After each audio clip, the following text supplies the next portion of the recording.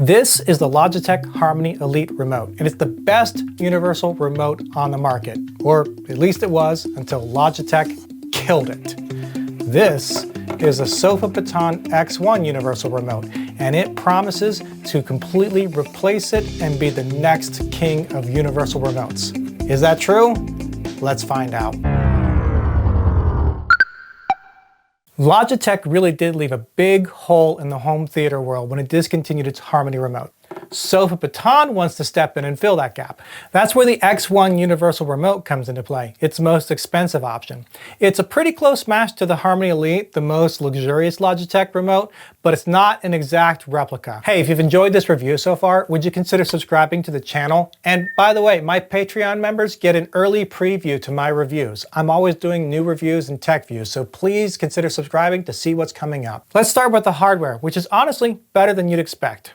One area I think Sofabaton improved over the Harmony Elite is the feel of the device.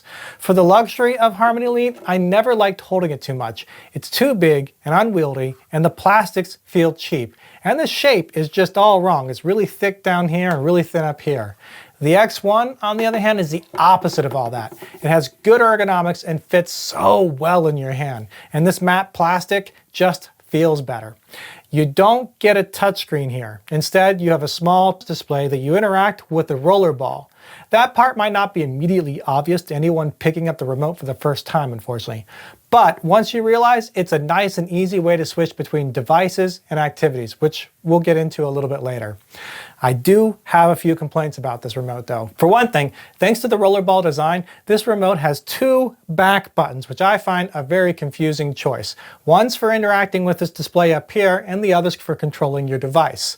And the display back button is far too far out of reach. It's uncomfortable to get to. The same thing goes for the four color-coded buttons at the bottom. They're so far down, you'll probably drop the remote before you manage to push them when trying to use it one-handed. And the X1 is missing one piece of hardware the Elite has, a docking station. Don't get me wrong, I appreciate that the X1 uses USB-C ports. That's something the poor Elite will never ever see.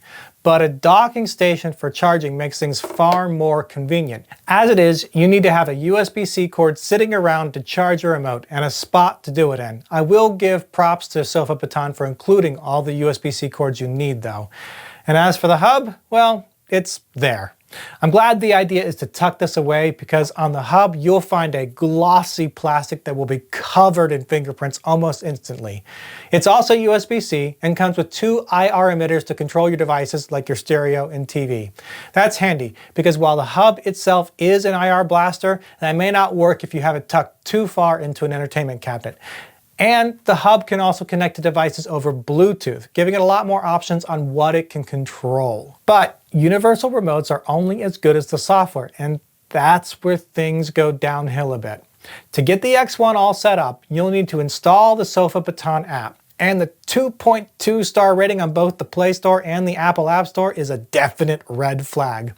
Once you have the app installed, you'll walk through a few steps to pair the remote and hub to your Wi-Fi, and you can start connecting devices. Sofabaton has a large catalog of devices already programmed and ready to go. And if it doesn't have what you need, you can pair an IR remote manually by going the old-fashioned route of blasting one button at a time at the remote. Here's the good news. Sofabaton really has a ton of devices pre-programmed for you. Chances are if you have a recent home entertainment device or game console, you'll have to just search for it in the list and you're off to the races. They even have a nice search function for you. Except the problem is that list has a ton of duplicates. I found 3 entries for my Sony stereo system, for instance, and only one of them worked right. I had to try one by one. But once I found the right one, it worked great. And to my surprise, my Vava Ultra short throw projector is in the system too. I can actually control that with the X1. That's huge news for me. Vava promised to work with Logitech to get it into the Elite's system, but that never happened thanks to the Elite being, well, trashed by Logitech. It's nice to see here.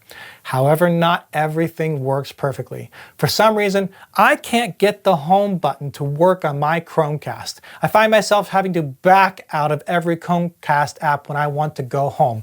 That's really annoying. You have very few smart home options. Philips Hue, Sonos, and well, that's it.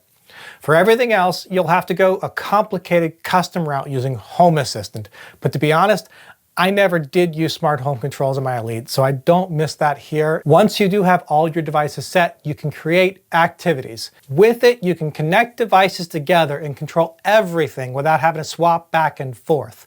When I turn on my home entertainment activity, the X1 wakes up the projector, turns on my stereo, and switches to my Chromecast input. The buttons then swap out so that most of them control the Chromecast, except the home button, but the volume controls the stereo, which is just perfect. Similarly, I can swap over to an Xbox activities when I'm ready to play games, and the X1 will do all the work for me. It will switch over the stereo input to the correct thing, wake up the Xbox. It works just fine. That it's fine is the story of the X1 in a nutshell, honestly.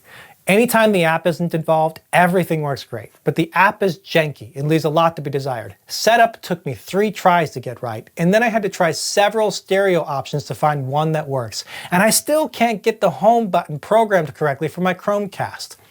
I've seen comments that Sofabaton has been working on the app to make it better, but you should never buy something based on what might be someday. It should be good enough now. The X1 is $190, and so I'm torn. Technically, it does the job well enough, and the hardware is very good.